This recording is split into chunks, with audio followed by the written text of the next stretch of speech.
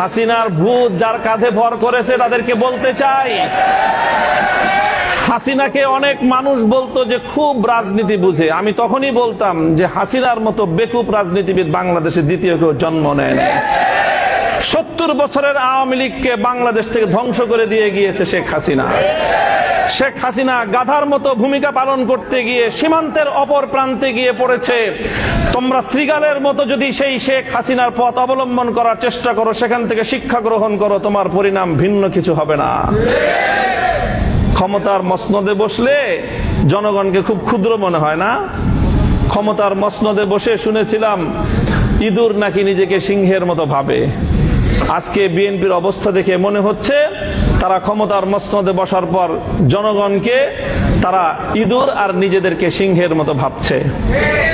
আমরা পরিষ্কার ভাষায় বলি, জনগণকে সম্মান করতে শিখো। গণভোটের যে রায়, বাংলাদেশে এটি ৪র্থ গণভোট আজকের আলোচনায় এসেছে। বাংলাদেশের তো নয়, বিশ্ব ইতিহাসে রেফারেন্ডাম এবং গণভোটকে এইভাবে উপেক্ষা করার কোনো দৃষ্টান্ত এবং নজির নাই। এই নতুন নজির সাব্যস্ত করে, নতুন নজির স্থাপন করে নিজেদেরকে ইতিহাসের আস্থা করে নিক্ষেপ করবেন না। শহীদ জিয়াউর রহমান, বেগম খালেদা জিয়ার, বিএনপির প্রতি আমাদের এটা সর্বশেষ শুভকামনা। এরপরও যদি আমাদের আর কিছু বলতে হয়, আন্দোলনের মাঠে কথা হবে, রাজপথে আমরা তোমাদেরকে মোকাবেলা করবো ইনশাআল্লাহ।